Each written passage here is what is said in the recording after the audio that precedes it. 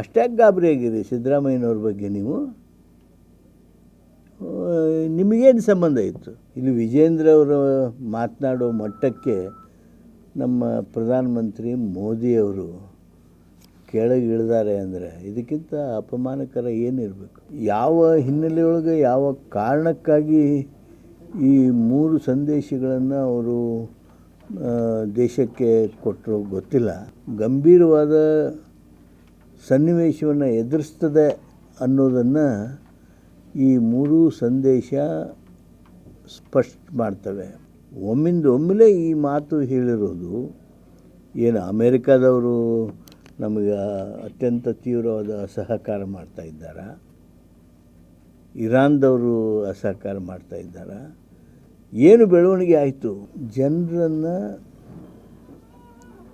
ಒಂದು ರೀತಿ ಭಯ ಮೂಡಿಸುವಂಥ ರೀತಿಯೊಳಗೆ ಹೇಳಿರ್ತಕ್ಕಂಥ ವಾರ್ನಿಂಗ್ಗಳಾಗಿವೆ. ಏನೂ ಇಲ್ಲ, ರಾತ್ರೋರಾತ್ರಿ ಡಿಮಾನಿಟೈಸೇಷನ್ ಮಾಡಿಬಿಟ್ರು.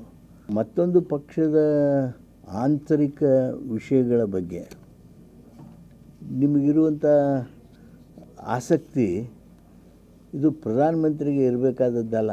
India is my motherland, Israel is my fatherland ಅಂತ ಹೇಳೋದ್ರ ಮೂಲಕ ದೇಶವನ್ನು ಅವಮಾನಕ್ಕೇನು ಈಡು ಮಾಡಿದರು.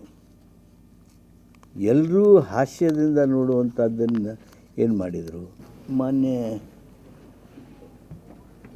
ಮೋದಿಯವರು ಹೇಳಿರ್ತಕ್ಕಂಥ ಸಾರ್ವಜನಿಕ ಹೇಳಿಕೆ, ಚಿನ್ನ ಖರೀದಿ ಮಾಡಬೇಡಿ, ವರ್ಕ್ ಫ್ರಮ್ ಹೋಮ್ ಮಾಡಿರಿ, ಖಾಸಗಿ ವೆಹಿಕಲ್ಸನ್ನು ಉಪಯೋಗ ಮಾಡಬೇಡ್ರಿ,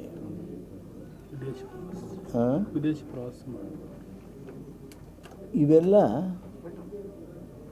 ಒಂದು ಸಂದೇಶವನ್ನು ಕಳಿಸ್ತವೆ. ಈ ಸಂದೇಶದೊಳಗೆ ಒಂದು ಭಾರತಕ್ಕೆ ಬರ್ತಕ್ಕಂಥ ಏನು ತೈಲ ಇದೆ ಅದರ ಕೊರತೆ ತೀವ್ರವಾಗಿ ಆಗ್ತದೆ ಅನ್ನುವಂಥ ಒಂದು ಸಂದೇಶ. ಆದರೆ ವರ್ಕ್ ಫ್ರಮ್ ಹೋಮ್ ಮಾಡಿರಿ, ಇವೆಲ್ಲ ಜನರನ್ನು ಒಂದು ರೀತಿ ಭಯ ಮೂಡಿಸುವಂಥ ರೀತಿಯೊಳಗೆ ಹೇಳಿರ್ತಕ್ಕಂಥ ವಾರ್ನಿಂಗ್ಗಳಾಗಿವೆ. ಪಾರ್ಲಿಮೆಂಟ್ ಮೊನ್ನೆನೇ ನಡೆದಿತ್ತಲ್ಲ, ಆವಾಗ ಈ ವಿಷಯಗಳನ್ನು ಚರ್ಚೆ ಮಾಡಬೇಕಾಗಿತ್ತು. ಯಾವ ಹಿನ್ನೆಲೆಯೊಳಗೆ ಯಾವ ಕಾರಣಕ್ಕಾಗಿ ಈ 3 ಸಂದೇಶಗಳನ್ನು ಅವರು ದೇಶಕ್ಕೆ ಕೊಟ್ಟರು ಗೊತ್ತಿಲ್ಲ. ಆದರೆ ಇವು ಗಂಭೀರವಾಗಿ ದೇಶ ಗಂಭೀರವಾದ ಸನ್ನಿವೇಶವನ್ನು ಎದುರಿಸ್ತದೆ ಅನ್ನೋದನ್ನು ಈ 3 ಸಂದೇಶ ಸ್ಪಷ್ಟ ಮಾಡ್ತವೆ. ಹಾಗಿದ್ದರೆ ಏನು ಕ್ರಮಗಳನ್ನು ತೆಗೆದುಕೊಳ್ಬೇಕು? There should be SOP. ಯಾವ್ಯಾವ ರೀತಿಯೊಳಗೆ ಕೇಂದ್ರ ಸರ್ಕಾರ ಏನು ಕೆಲಸ ಮಾಡಬೇಕು, ರಾಜ್ಯ ಸರ್ಕಾರ ಏನು ಕೆಲಸ ಮಾಡಬೇಕು. ಏನು ನೀವು ಫ್ಲೈಟ್ ವಿದೇಶಕ್ಕೆ ಹೋಗಬೇಡ್ರಿ ಅಂದಾರ, ಇದನ್ನು ಉಳಿಸ್ರಿ ಅಂದಾರ, ಫ್ಲೈಟ್ ಆಪ್ರೇಷನ್ಸನ್ನು ಕಡಿಮೆ ಮಾಡಬೇಕಲ್ಲ. ಹಾಗೆ ನೀವು ಕಾರ್ ತೊಗೊಂಡು ಅಡ್ಡಾಡಬೇಡ್ರಿ ಅಂತ ಹೇಳಿದ್ರಿ. ಕಾರ್ ತೊಗೊಂಡು ಅಡ್ಡಾಡಬೇಡ್ರಿ ಅಂದರೆ ವಿಮಾನದಾಗ ಅಡ್ಡಾಡಕ್ಕೆ ಇರೋರಿಗೆ ಹೋಗಕ್ಕೆ ಅಡ್ಡಿಲ್ವ?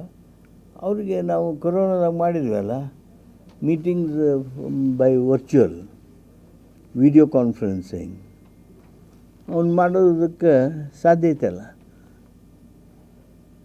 ವಾರದಾಗ 4 ದಿವಸ no officer, no person who has a car or a jeep shall go to Bangalore, shall come to Bangalore ಅಂತ ಮಾಡಬೇಕಾಗ್ತದೆ. ಕೇಂದ್ರ ಸರ್ಕಾರದವ್ರಿಗೆ ವಿಶೇಷವಾಗಿರ್ತಕ್ಕಂಥ ನಿಯಮಾವಳಿಗಳನ್ನು ರೂಪಿಸಬೇಕಾಗುತ್ತೆ. ಪ್ರಧಾನಮಂತ್ರಿ ಒಂದು ಸಾರ್ವಜನಿಕ ಸಂದೇಶ ಕೊಟ್ಟಾರ ಅಂದರೆ ಅದಕ್ಕೆ ಬೇಕಾಗಿರ್ತಕ್ಕಂಥ ಎಲ್ಲ ನಡವಳಿಕೆಗೆ ಸೂಚನೆಗಳು ಬರಬೇಕು. ಆದರೆ ಅವರು ಯಾವ ಸನ್ನಿವೇಶದಲ್ಲಿ ಹೇಳಿದ್ರೋ ಗೊತ್ತಿಲ್ಲ, ಜಗತ್ತಿನೊಳಗೆ ಆ ರೀತಿ ಸನ್ನಿವೇಶ ಸೃಷ್ಟಿಯಾಗಿಲ್ಲ. ಸೃಷ್ಟಿಯಾಗಿದೆ, ಆಗುವಂಥದ್ದಿದೆ ಅಂಥೇಳಿನೂ ಪ್ರಧಾನಮಂತ್ರಿ ಎಲ್ಲಿನೂ ಪ್ರಸ್ತಾಪ ಮಾಡಿರಲಿಲ್ಲ. ಒಮ್ಮಿಂದೊಮ್ಮೆಲೇ ಈ ಮಾತು ಹೇಳಿರೋದು. ಏನು ಅಮೇರಿಕಾದವರು ನಮಗೆ ಅತ್ಯಂತ ತೀವ್ರವಾದ ಅಸಹಕಾರ ಮಾಡ್ತಾಯಿದ್ದಾರಾ, ಇರಾನ್ದವರು ಅಸಹಕಾರ ಮಾಡ್ತಾಯಿದ್ದಾರಾ, ಏನು ಬೆಳವಣಿಗೆ ಆಯಿತು ಅನ್ನೋದ್ರ ಬಗ್ಗೆ ಪ್ರಧಾನಮಂತ್ರಿ ದೇಶಕ್ಕೆ ಮತ್ತೆ ಹೇಳಬೇಕು. He can't just keep quiet. ಯಾಕಂದರೆ ಏನೂ ಇಲ್ಲದೇ ರಾತ್ರೋರಾತ್ರಿ ಡಿಮಾನಿಟೈಸೇಷನ್ ಮಾಡಿಬಿಟ್ರು. ಏನೂ ಇಲ್ಲ, ರಾತ್ರೋರಾತ್ರಿ ಡಿಮಾನಿಟೈಸೇಷನ್ ಮಾಡಿಬಿಟ್ರು. ಆ ಡಿಮಾನಿಟೈಸೇಷನ್ ಮಾಡುವ ಆ ಸನ್ನಿವೇಶ ಏನೂ ಇದ್ದಿಲ್ಲ. ಆದರೆ ಈಗ ಈ ಒಂದು ಸನ್ನಿವೇಶ ಇಂಥದ್ದು ಭಾರಿ ಗುರುತರವಾದದ್ದಿದೆ, ಗಂಭೀರವಾಗಿದ್ದಿದೆ ಅಂಥೇಳಿ ಪ್ರಧಾನಮಂತ್ರಿಗಳು ಹೇಳಿರುವಾಗ ಮುಂದೆ ಏನಿದೆ ಅಂಥೇಳಿ ಜನ ಗಾಬರಿಗೊಂಡಿದ್ದಾರೆ. ತಕ್ಷಣ ಕೇಂದ್ರ ಸರ್ಕಾರ ಸಂಪೂರ್ಣವಾಗಿ ಈ ವಿಷಯವನ್ನು ಸನ್ನಿವೇಶವನ್ನು, ದೇಶ ಎದುರಿಸ್ತಕ್ಕಂಥ ಪರಿಸ್ಥಿತಿಯನ್ನು ಜನರಿಗೆ ತಿಳಿಸ್ಬೇಕು ಅನ್ನೋದನ್ನು ಈ ಸಂದರ್ಭದಲ್ಲಿ ನಾನು ಆಗ್ರಹ ಮಾಡ್ತೀನಿ. ಮೋದಿಯವರು ಒಂದು ಧಾರ್ಮಿಕ ಕಾರ್ಯಕ್ರಮಕ್ಕೆ ಬಂದಾಗ ಬೆಂಗಳೂರಲ್ಲಿ ಅವರು ಆಡಿರುವ ರಾಜಕೀಯ ಹುಡುಗಾಟಿಕೆಯ ಮಾತೇನಿದೆ ಅದು ತೀವ್ರ ಖಂಡನಾರ್ಹ. ನೀವು ಮತ್ತೊಂದು ಪಕ್ಷದ ಆಂತರಿಕ ವಿಷಯಗಳ ಬಗ್ಗೆ ನಿಮಗಿರುವಂಥ ಆಸಕ್ತಿ ಇದು ಪ್ರಧಾನಮಂತ್ರಿಗೆ ಇರಬೇಕಾದದ್ದಲ್ಲ. ಇಲ್ಲಿ ವಿಜೇಂದ್ರ ಅವರು ಮಾತನಾಡೋ ಮಟ್ಟಕ್ಕೆ ನಮ್ಮ ಪ್ರಧಾನಮಂತ್ರಿ ಮೋದಿಯವರು ಕೆಳಗಿಳಿದಾರೆ ಅಂದರೆ ಇದಕ್ಕಿಂತ ಅಪಮಾನಕರ ಏನಿರಬೇಕು. ವಿಜೇಂದ್ರ ಅವರು ಬಿ ಜೆ ಪಿಯ ರಾಜ್ಯಾಧ್ಯಕ್ಷರು, ಅವರು ಮಾತನಾಡಲಿ, ಅವರು ನಮ್ಮ ಅಭಿಪ್ರಾಯಗಳನ್ನು ಹೇಳಿ. ಆದರೆ ಆ ಮಟ್ಟಕ್ಕೆ ದೇಶದ ಪ್ರಧಾನಮಂತ್ರಿ ಇಳಿದು ಅಷ್ಟಾಗಿ ಗಾಬರಿಯಾಗಿರಿ ಸಿದ್ದರಾಮಯ್ಯನವ್ರ ಬಗ್ಗೆ. ನಿಮಗೇನು ಸಂಬಂಧ ಇತ್ತು? ನಮ್ಮ ಪಕ್ಷದ ನಾಯಕರು, ನಮ್ಮ ಶಾಸಕಾಂಗದ ನಾಯಕರು, ಅವ್ರ ಬಗ್ಗೆ ಅವ್ರು ಇರ್ತಾರೋ ಇರೋದಿಲ್ಲೋ ನಿಮ್ಗ್ಯಾರು ಈಗ ಬದಲಾವಣೆ ಮಾಡ್ತೀವಿ ಅಂತ ಯಾರು ಹೇಳಿದ್ರು?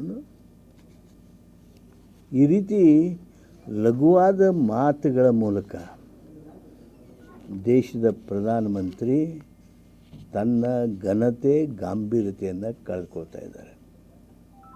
India is my motherland, Israel is my fatherland ಅಂತ ಹೇಳೋದ್ರ ಮೂಲಕ ದೇಶವನ್ನು ಅವಮಾನಕ್ಕೇನು ಈಡು ಮಾಡಿದರು.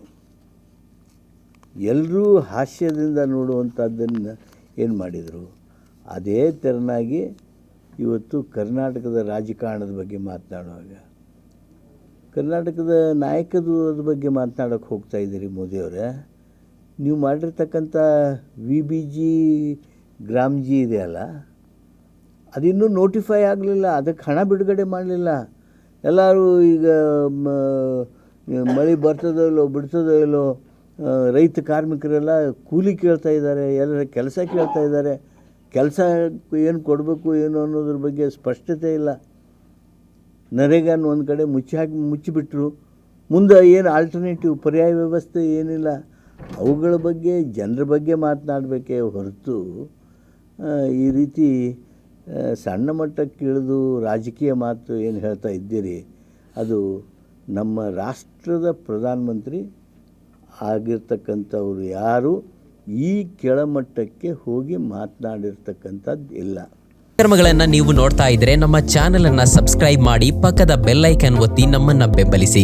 ಹಾಗೆ ನಮ್ಮ ಕಾರ್ಯಕ್ರಮಗಳನ್ನ ಲೈಕ್ ಮಾಡಿ, ಕಮೆಂಟ್ ಮಾಡಿ, ಅದನ್ನ ಬೇರೆಯವರಿಗೂ ವಾಟ್ಸ್ಆಪ್ ಮೂಲಕ ಶೇರ್ ಮಾಡಿ.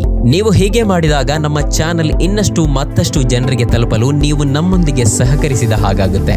ಇದು ನೀವು ಯಾವುದೇ ಖರ್ಚಿಲ್ಲದೆ ಕೆಲವೇ ಸೆಕೆಂಡುಗಳಲ್ಲಿ ನೀಡಬಹುದಾದ ಸಹಕಾರ. ಧನ್ಯವಾದಗಳು.